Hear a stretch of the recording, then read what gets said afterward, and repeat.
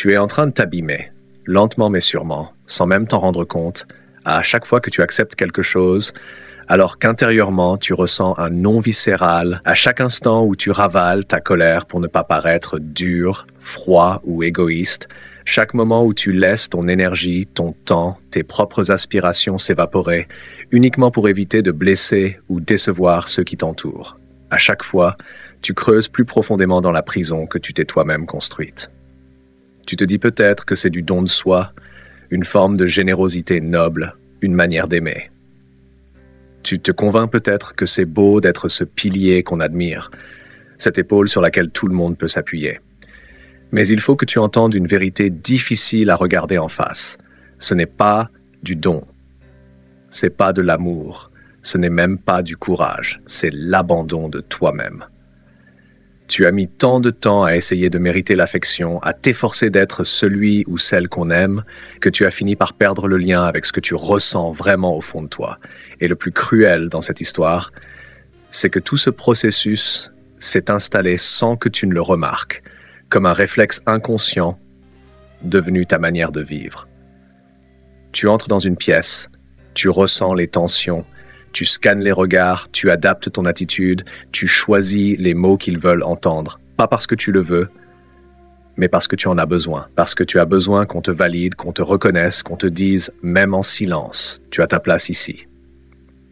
Mais tout cela a un prix énorme et invisible. Ton énergie vitale se vide un peu plus chaque jour, ton temps, cette ressource précieuse que tu ne récupéreras jamais, est englouti dans une chorégraphie sans fin où tu cherches à maintenir une paix artificielle, un équilibre qui, au fond, n'existe même pas. Et pendant ce temps, tes besoins à toi sont sans cesse remis à plus tard, enterrés, étouffés. Carl Jung appelait cela l'identification à la persona, ce masque social que nous portons pour être acceptés par les autres. Et plus tu t'accroches à ce masque, plus tu t'éloignes de ton vrai visage, de ce que tu es vraiment. Et voici ce qu'il y a de plus troublant. Cette volonté de plaire, cette obsession de répondre aux attentes, n'est qu'un mécanisme de protection, une manière de fuir ton ombre. En te réfugiant derrière cette version lisse de toi-même, tu évites de confronter cette partie plus sombre, plus brute, mais profondément authentique de ton être. Celle qui porte ta colère, ta frustration, ton envie d'exister, de poser tes limites, de dire enfin « ça suffit ». Mais tant que tu refuses d'écouter cette voix, elle continuera à guider ta vie depuis les coulisses. Et tu veux savoir ce qui maintient ce cercle vicieux. C'est cette illusion profonde selon laquelle l'acceptation des autres serait la clé du sens de ta vie. Et c'est exactement ce que dénoncent Ichiro Kishimi et Fumitake Koga dans Le courage d'être détesté. À force de vouloir répondre à ce que les autres attendent de toi, tu deviens l'otage d'une quête sans fin d'approbation, une quête qui ne connaîtra jamais de fin. La vérité est dure mais libératrice. Tu ne peux pas et tu ne dois pas continuer à vivre en essayant d'être aimé de tous. Car dans cette vidéo, nous allons mettre en lumière les forces invisibles qui t'enferment dans ce cercle. Comprendre comment ta personnalité, ta soif d'être reconnu, sabote ton authenticité.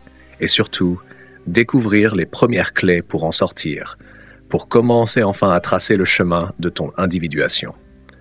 Ce chemin ne sera pas simple. Il te confrontera à tes peurs les plus enfouies, à des émotions que tu as peut-être refoulées toute ta vie, à des vérités que tu n'as jamais osé regarder en face.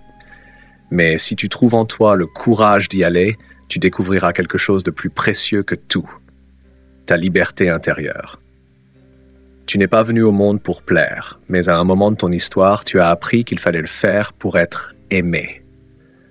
Peut-être dans ton enfance, au moment où tu as compris que tes émotions profondes comme la colère, la tristesse ou la frustration n'étaient pas les bienvenues.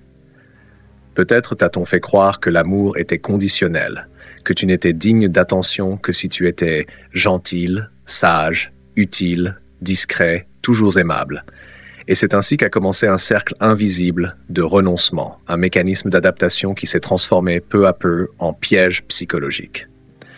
Dès lors, tu as commencé à vivre dans un état d'hypervigilance sans même t'en rendre compte, observant ton environnement, lisant les visages, devinant les attentes, anticipant les moindres signes de tension pour y répondre avant même qu'ils n'émergent. Un sourire, un service, un mot conciliant, même si cela t'épuise. Parce que dans ton inconscient, ton sentiment de sécurité dépend du regard des autres.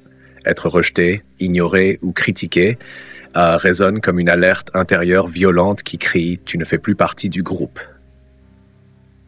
Et cette peur de ne pas appartenir est l'une des plus ancrées en nous. La psychologie individuelle d'Alfred Adler nous enseigne que l'être humain est poussé par un besoin fondamental d'appartenance et de contribution.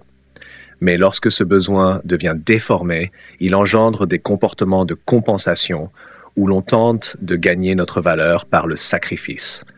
C'est une quête faussée dès le départ, et comme le rappellent encore Ichiro Kishimi et Fumitake Koga, en cherchant à vivre pour combler les attentes extérieures, tu renonces à ta propre liberté et tu t'enchaînes à une anxiété permanente. Et c'est là que ce cycle devient diabolique. Chaque fois que tu dis oui alors que tu penses non, tu renforces cette image de la personne serviable, inépuisable, disponible. Et plus cette image devient solide, plus les autres s'y habituent, et plus il devient difficile de changer. Car maintenant, dire non, poser des limites, ce n'est plus seulement décevoir, c'est briser la version de toi que tout le monde croit réelle. Alors, tu continues, tu t'effaces lentement. Le temps que tu pourrais investir pour grandir est absorbé par les demandes extérieures. Ton énergie qui pourrait nourrir ton propre chemin, ton bien-être, tes projets, est consumée par l'effort constant de maintenir les autres à l'aise. Et pourtant, peut-être que tu ne le vois même pas. Peut-être que tu rationalises tout cela. J'aime aider, je suis utile, je ne peux pas dire non, il compte sur moi. Mais si tu t'arrêtes un instant et que tu écoutes en toi, il y a cette fatigue, ce poids, ce murmure de plus en plus fort qui réclame une seule chose, être libre. Et cette voix ne se taira pas, tant que tu n'auras pas décidé de sortir du cercle. Mais alors, pourquoi est-ce si difficile de rompre ce cycle? Pourquoi, même quand tu en prends conscience, tu continues à agir ainsi? Pourquoi un simple regard déçu, une remarque vague ou la peur de mal paraître te ramène aussitôt à ton rôle? La réponse est là, juste sous la surface, dans une couche plus profonde de cette identité que tu t'es forgée. Et c'est ce que nous allons explorer dans la prochaine section.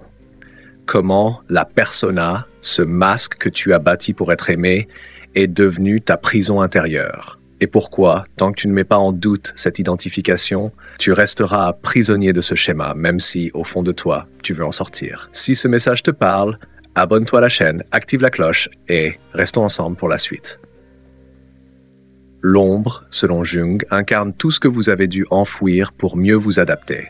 Cette colère longtemps contenue, cet égoïsme sain que vous n'avez jamais osé affirmer, ce besoin vital de poser des limites claires, de dire « stop » avec force.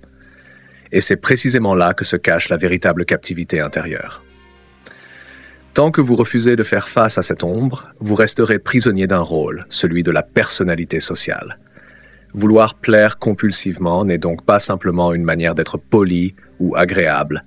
C'est en réalité un réflexe profond, une stratégie de survie ancrée pour éviter la confrontation avec les couches les plus profondes de votre inconscient. Et plus vous fuyez, plus vous vous fragilisez, plus vous devenez dépendant du regard des autres, jusqu'à renforcer malgré vous des figures intérieures puissantes, comme le martyr, la mère parfaite, le sauveur épuisé. Des rôles que Jung appelait des masques archétypiques, alimentant ce cercle vicieux de l'abnégation. Vous finissez même par croire que votre seule valeur réside dans le fait de n'avoir jamais besoin d'aide, d'être fort en toutes circonstances, généreux sans limite, irréprochable à chaque instant. Mais la vérité, elle, ne fait pas de détour. Personne ne peut tenir ce rôle sans en subir les conséquences.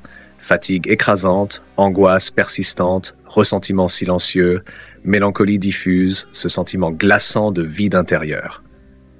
Autant de signes d'une âme étouffée par un masque trop serré. Tant que vous ne reconnaissez pas cette mécanique invisible, vous resterez coincé dans le même manège. Vous tenterez d'être plus affirmé.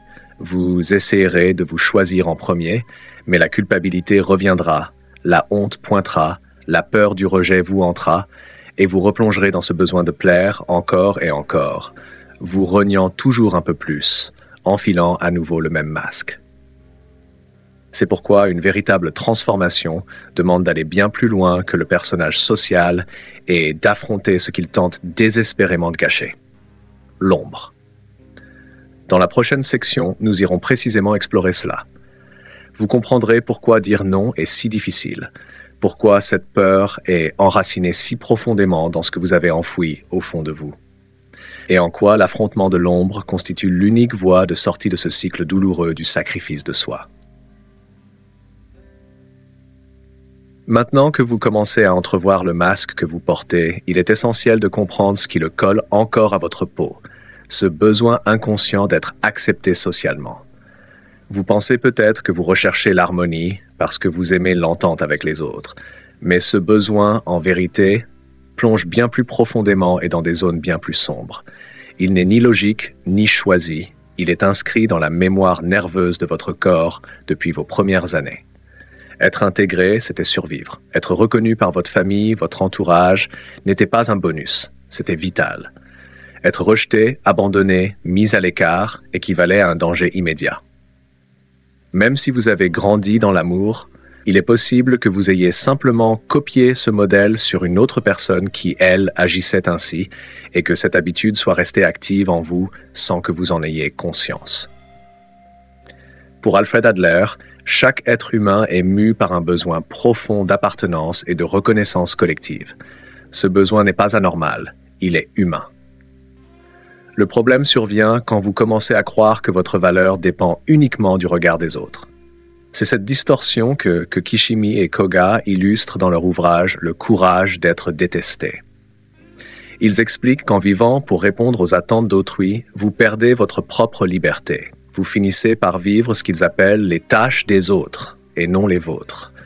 Concrètement, cela signifie que vos choix, vos décisions, vos paroles ne viennent plus de vous, mais de ce que vous imaginez qu'on attend de vous. Et voilà l'un des pièges les plus cruels. Vous ne pourrez jamais contrôler ce que les autres pensent.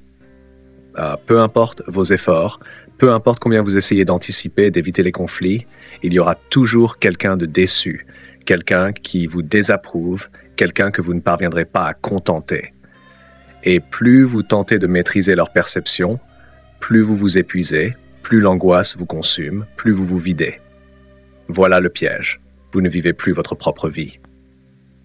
Chaque fois que vous retardez une décision par peur de blesser, chaque fois que vous n'imposez pas une limite pour éviter un conflit, chaque fois que vous vous taisez au nom de l'harmonie, vous offrez une énergie précieuse aux autres, une énergie qui aurait pu nourrir votre propre chemin.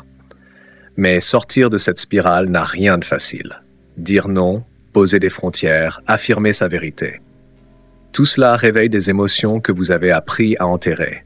La honte, la peur, la culpabilité. Ce sont elles qui alimentent en silence ce moteur du besoin d'être aimé.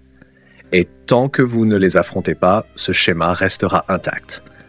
Même si vous savez dans votre tête que vous ne devez pas toujours plaire, au moment critique, la peur du rejet prendra le dessus. C'est pour cette raison que dans la prochaine partie, nous plongerons encore plus loin. Vous découvrirez que la liberté véritable ne se trouve ni dans le contrôle des autres, ni dans une affirmation de soi forcée. Elle naît du face-à-face avec l'ombre, de l'intégration de toutes les émotions que vous craignez tant de ressentir. Car maintenant que vous comprenez cette force souterraine qui vous pousse à rechercher l'approbation des autres, le moment le plus délicat de votre évolution est arrivé. Regardez l'ombre dans les yeux. Jung nous a transmis que cette ombre est formée de tout ce que vous avez appris à refuser, à taire, à enterrer. Tout ce que vous avez pensé ne pas être digne, bon ou acceptable a été relégué dans les recoins sombres de votre inconscient. Mais quand vous étouffez ce que vous ressentez profondément, cela ne disparaît pas. Au contraire, cela s'accumule et l'ombre enfle. La colère devient rancune, la frustration contenue glisse vers l'apathie, les désirs refoulés surgissent sous forme d'épuisement, de tristesse obscure, parfois même de troubles physiques, liés à un effacement de soi. L'ombre recèle précisément ce que vous redoutez, la colère, l'égoïsme sain, l'affirmation de soi, l'envie légitime de se choisir. Ces émotions, vous les avez associées à quelque chose de mauvais, de honteux, peut-être parce qu'on vous a puni ou rejeté quand vous les exprimiez, ou simplement parce qu'on vous a appris qu'être bon, c'est être docile, doux et toujours accommodant. Mais tant que ces parties de vous restent exclues, vous vivrez une version amputée de votre vie. Chaque fois que vous dites oui, alors que tout en vous criez non, vous ne rendez pas simplement service. Vous alimentez l'exil de votre propre vérité. Et en vous répétant que vos besoins comptent peu, que votre voix n'a pas d'importance, vous vous éloignez de vous-même. Vous perdez l'accès à votre élan vital, votre puissance créative et même à votre joie de vivre. Pour Jung, le processus d'individuation passe par cette intégration de l'ombre. Cela ne veut pas dire l'effacer, mais la reconnaître, l'accueillir comme une partie essentielle de qui vous êtes. Oui, vous avez le droit d'être en colère, oui, vous avez des envies personnelles, oui, vous avez des besoins, les accepter, c'est un acte de courage immense. C'est cette confrontation qui déclenche les émotions les plus terrifiantes. Honte, peur, culpabilité. Quand vous commencez à dire non, à poser vos limites, à prendre soin de vous, ces émotions ressurgissent avec force. Et c'est là que beaucoup renoncent. Ils retournent à ce qu'ils connaissent, plaire, se taire, s'oublier. Tout ça simplement pour éviter la vague de culpabilité ou le regard déçu. Mais voici ce qu'on oublie. Ces émotions ne sont pas des ennemis. Elles sont le passage, le seuil à traverser. Jung nous rappelle que ce que l'on fuit persiste. Si vous fuyez la honte, elle vous poursuit. Si vous enterrez votre colère, elle ronge de l'intérieur. Le seul chemin possible est de traverser ces émotions, les ressentir, sans les laisser définir votre identité. Car quand vous apprenez à faire face à la honte, à la peur, à la culpabilité, sans vous y noyer, vous ouvrez enfin la porte à une liberté nouvelle. Une liberté qui ne dépend plus du regard d'autrui, mais de votre rencontre avec vous-même. Pour ancrer ce changement, vous aurez besoin d'actions concrètes, d'outils ancrés dans le réel. Et c'est ce que nous verrons dans la suite. Comment dire non sans honte, poser des limites sans peur, créer des liens sincères où vous pouvez pleinement être sans devoir en masquer la moitié. Vous avez déjà pris conscience que cette habitude d'être agréable découle d'un désir inconscient d'être accepté, et que la personnalité que vous montrez n'est rien d'autre qu'un masque construit pour éviter la confrontation avec cette part enfouie de vous-même. La question cruciale désormais, c'est comment sortir de ce cercle vicieux? Comment rompre, concrètement, le cycle du sacrifice de soi? La réponse commence par un principe fondamental. La prise de conscience ne suffit pas sans action. Comprendre avec l'intellect n'est qu'un début. Il faut impérativement vivre des expériences neuves qui reprogramment peu à peu votre manière émotionnelle de réagir. Examinons maintenant plusieurs stratégies concrètes que vous pouvez mettre en œuvre dès aujourd'hui, tout en gardant en tête que ce chemin se fait pas à pas et demande de la constance. La première stratégie consiste en la pratique de la pause consciente. Chaque fois que vous sentez venir le moment où vous êtes sur le point de dire oui, alors que votre cœur murmure non, ou que vous vous apprêtez à céder à une demande qui franchit vos limites, arrêtez-vous. Prenez une profonde respiration, comptez lentement jusqu'à 60 et autorisez-vous à ressentir l'inconfort qui monte, la peur de décevoir, la honte, la culpabilité. Ne les fuyez pas, regardez-les. Reconnaissez qu'elles sont normales. Ce simple geste, faire une pause, interrompt déjà le mécanisme automatique et crée un espace entre l'impulsion et votre réponse. Avec le temps, vous verrez que vous pouvez traverser ces émotions sans vous y soumettre, et cela vous ouvrira peu à peu à des choix alignés avec vos valeurs et votre bien-être. Deuxième stratégie, apprenez délibérément à dire non. Commencez modestement, dans des situations sans grands enjeux, comme refuser poliment une invitation qui ne vous tente pas, ou laisser un message sans y répondre aussitôt, affirmant tranquillement votre indisponibilité. À chaque non posé, même si un inconfort vous saisit, vous honorez ce choix, vous renforcez votre autorité intérieure et vous nourrissez la confiance dans votre droit d'exister tel que vous êtes. Troisième stratégie, observez vos relations avec lucidité. Identifiez celles et ceux qui franchissent régulièrement vos frontières, qui s'appuient sur votre complaisance pour obtenir ce qu'ils veulent. Si certaines relations se révèlent toxiques, commencez à en réduire l'influence, comme le suggèrent Adler et Kashimi. Toute relation qui nie votre individualité renforce vos chaînes. Choisissez des liens bâtis sur la réciprocité, la transparence, le respect, ce qui nous mène à la quatrième stratégie. Apprenez à exprimer vos limites avec clarté. Trop souvent, le schéma de l'agréable perdure parce que vos limites n'ont jamais été dites à haute voix. Entraînez-vous à parler simplement, sans vous justifier inutilement. Je ne peux pas faire cela maintenant. Ce n'est pas le bon moment. J'ai besoin d'un temps de réflexion. Plus vous affirmez clairement vos limites, plus les autres apprendront à les respecter. Et voici un point essentiel. Ne vous attendez pas à ce que tout le monde comprenne ou accueille vos nouvelles postures. Certaines personnes habituées à votre sacrifice résisteront. C'est inévitable. Et ce n'est pas grave. Votre mission n'est pas de satisfaire tout le monde. Elle est de vivre en vérité. Enfin, célébrez chaque petite victoire. Chaque fois que vous osez dire non, que vous priorisez votre énergie, que vous agissez en cohérence avec votre essence, vous reconstruisez pierre par pierre votre liberté intérieure. Honorez ces pas. Et souvenez-vous, briser un mécanisme aussi ancré ne se fait pas en un jour. Des rechutes arriveront, des jours reviendront où vous serez, sans vous en rendre compte, à nouveau agréable. Ne vous jugez pas. Observez, apprenez et continuez d'avancer. Comme Jung l'enseignait, l'individuation est un chemin en perpétuel mouvement où chaque pas, même minuscule, compte. Maintenant que vous avez entre vos mains des outils concrets pour entamer cette mutation intérieure, il reste une dernière clé à intégrer. Comprendre profondément que prendre soin de soi ne relève pas de l'égoïsme, mais d'un acte nécessaire, indispensable pour construire des relations sincères. Dans la section finale, nous irons plus loin. Vous découvrirez comment honorer votre temps, votre énergie et votre valeur personnelle ne transforment pas uniquement votre rapport à vous-même, mais élèvent également la qualité de vos liens avec les autres. Nous arrivons à l'étape la plus décisive de ce voyage intérieur. Et j'aimerais, avant d'aller plus loin, que vous preniez un instant pour contempler tout ce que nous avons traversé ensemble jusqu'ici. Le cycle du sacrifice de soi n'est pas une simple mauvaise habitude, ni un trait de caractère socialement appris. C'est une geôle invisible, forgée au fil de votre histoire intérieure, entretenue par la peur, la honte, la culpabilité, et consolidée par un masque auquel vous avez fini par vous identifier. Mais vous n'êtes plus cette version de vous-même qui vivait cachée derrière les attentes extérieures. Si vous êtes encore là, c'est que quelque chose en vous, cette voix profonde que Jung appelait le soi, commence à s'éveiller. Elle a envie de respirer, de vivre, d'exister, sans avoir à plaire en permanence. Et voici une vérité essentielle. Valoriser votre énergie, votre temps, votre unicité n'est pas un acte égoïste. C'est une preuve de maturité. Lorsque vous vous respectez, lorsque vous reconnaissez vos besoins, vos limites, vous ne vous enfermez pas, vous vous libérez.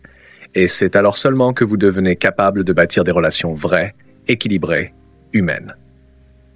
Car les personnes qui vivent pour plaire ne construisent pas des liens authentiques. Elles bâtissent des connexions fondées sur la peur, la soumission et la manipulation émotionnelle. Ce n'est qu'en vous présentant au monde avec intégrité et sincérité que les autres peuvent enfin entrer en lien avec la personne que vous êtes vraiment, et non avec un rôle que vous jouez. Bien sûr, cela troublera certains. Certains s'éloigneront, d'autres résisteront. Et c'est normal. Comme le rappellent Ichiro Kishimi et Fumitake Koga, chercher à contrôler l'image que les autres ont de vous est une voie sans issue vers la souffrance. Vous n'êtes pas là pour ça. Vous êtes là pour vivre une vie qui a du sens à vos yeux. Une vie où vos décisions sont libres, vos relations ancrées dans la vérité et où vous pouvez vous regarder dans le miroir sans regret, sans honte, sans vous sentir effacé.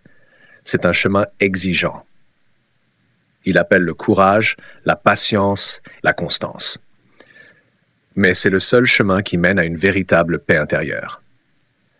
Alors maintenant, dites-moi, qu'est-ce qui, dans ce que vous avez entendu, vous a le plus bouleversé? Quel schéma avez-vous reconnu en vous ou chez quelqu'un de proche et que vous êtes prêt à commencer à transformer? Partagez-le en commentaire. Vos mots pourraient ouvrir une porte chez quelqu'un d'autre à son tour.